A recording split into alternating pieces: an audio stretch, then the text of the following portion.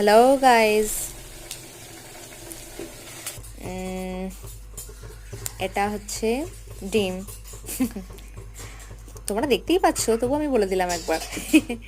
তো যাই হোক, আজকে মন হলো নতুন, হঠাৎ করে বসে আছি মন হলো একটু রান্না করি। তাই ভাবলাম যে কী বানানো যায়। ভাবলাম যে ঘরে তো ডিমের পেটি রাখাই আছে, সেখান থেকে 3টে ডিম নিয়ে বানিয়ে ফেলি। তাই বানিয়ে ফেললাম। ভাবছিলাম যে আপলোড করব কি করব না, ভালো আপলোড করেই দিই।